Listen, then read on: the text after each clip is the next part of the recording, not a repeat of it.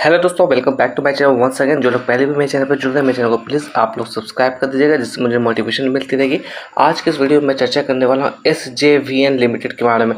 उम्मीद है आपको नाम यहाँ पे क्लियरली दिख रही होगी। अगर मैं बात करूँ आज की क्लोजिंग प्राइस की, 73 रुपये 15 पैसे के पास क्लोजिंग हमें देखने को मिली। दिन की लो की बात करें 72 रुपये 60 पैसे का इसने लो बनाया था। वहीं पर मैं बात करूँ दिन की हाई की तो 74 रुपये 58 पैसे का इसने हाई बनाया था। क्लोजिंग प्राइस की बात करें तो 73 रुपये 15 पैसे के पास क्लोज हमें होते हुए दिख रही है। तो यहाँ पे सबसे पहले डिस्क्लेमर ऐड ऑन करना चाहूँगा, मैं किसी भी तरह का बाय और सेल की रिकमेंडेशन आपको नहीं दे रहा हूँ। आपको सोच समझ के काम करना है इस स्टॉक्स के अंदर। अगर हम लोग बात करें आज के दिन तो तकरीबन देखा जाए 1.89% की तेज़ी इस स्टॉक्स के अंदर नोटिस की गई है। तो आज की तेज़ी को देखकर आपको किसी भी तरह की जल्दबाजी में नहीं आना है, क्योंकि अगर हम लोग बात करें ऊपर के लेवल से तो ये स्टॉक्स काफ़ी नीचे गिर चुका है। अगर यहाँ पर मैं चर्चा करूँ रिटर्न्स को लेकर तो यहाँ पर देखिएगा रिटर्न्स मैं यहाँ पर दिखाने वाला हूँ। पिछले एक महीने से हम लोग कंपेयर करने की कोशिश करें तो तकरीबन 3% से भी ज़्यादा के नेगेटिव रिटर्न्स यहाँ पर देखने को मिल रही। पिछले एक साल से कंपेयर करने की कोशिश करें तो देखिएगा 27% से भी ज़्यादा की गिरावट देखने को मिल रही है। यानी कि सिंपल सी बात है, एक साल से किसी भी तरह के रिटर्न्स इसने यहाँ पर बनाकर नहीं दिया है। अकॉर्डिंग टू टिकट या परफॉर्मेंस की चर्चा करें तो देखिएगा परफॉर्मेंस यहाँ पे लो नजर आता हुआ दिख रहा है। वैल्यूएशन की बात कर लेते हैं, वैल्यूएशन यहाँ पे हाई नजर आता हुआ दिख रहा है। ग्रोथ की बात करें तो ग्रोथ यहाँ पे लो नजर आता हुआ दिख रहा है।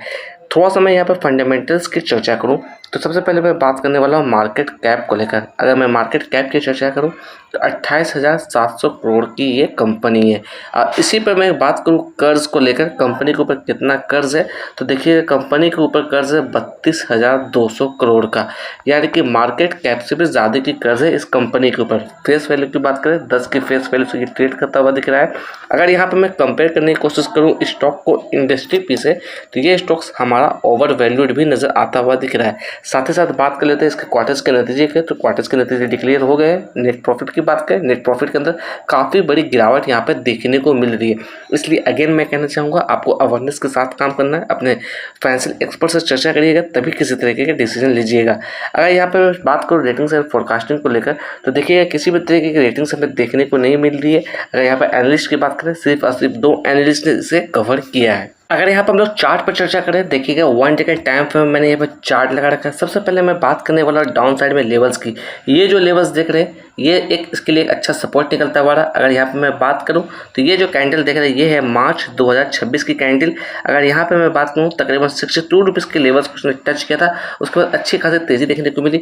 और ऊपर के लेवल्स की हम लोग बात करें तकरीबन 82 रुपये के आसपास से इसके अंदर रिजेक्शन देखने को मिली और वापस से स्टॉक्स के अंदर गिरावट हमें देखने को मिल रही है।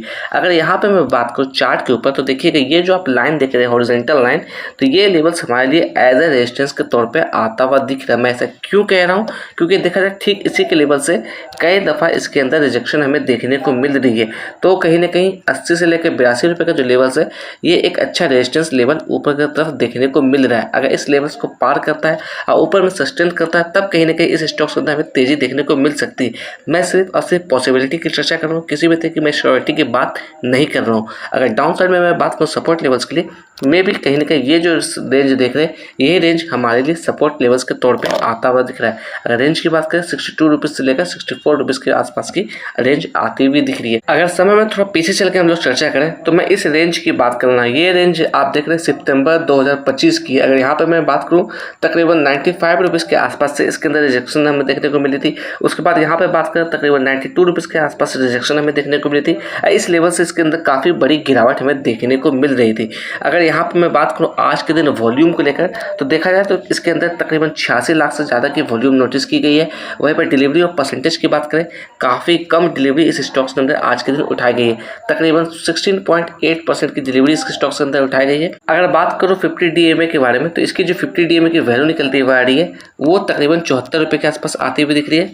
यानी कि करंट प्राइस अपने DMA के नीचे ट्रेड करता हुआ दिख रहा है। अगर यहाँ पर मैं प्राइस फोरकास्टिंग की बात करूँ according to trading view 3 analyst ने इसे कवर किया over the 1 year of time period. Maximum estimate की बात करें 106 रुपये यहाँ पर देखने को मिल रही है।